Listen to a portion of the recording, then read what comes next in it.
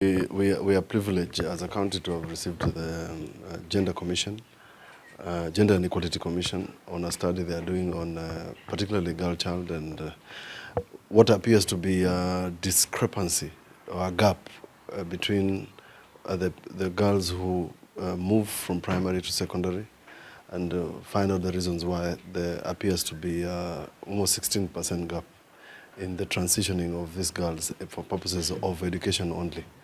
Although they have recognized that we have a good rate in terms of our education portfolio, that is bothering them, and they need some answers as to why that happens. So they are going to go to 12 schools, interview some gender champions, interview our officers to get this conversation going. The reason why this is important is because we have been grappling with this issue, and we are grappling from the advocacy side, and yet the teams who have the money to do so do not have the information. There's also, of course, what appears to be data gap.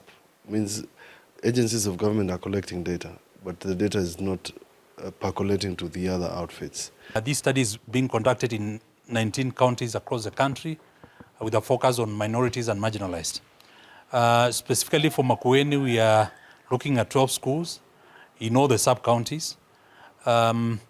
And you know, as we're going about starting this process, one of the most disturbing cases came to our attention this morning of a school in Kilome called Kiongwani Girls, where a Form 4 student, a young girl, was sent home last time because she was found with 3 pieces of chewing gum in her pocket. Alikuwa amepatikana na PKs, tena hiyo case ikafanya tena arudishwe nyumbani, kwa maana niliambiwa lazima ninunulie kila mtoto PK 3 kulingana na zile alipatikana nazo, ambayo ni jambo kwangu kama mzazi imenilemea kabisa, maana inahitaji 16,800.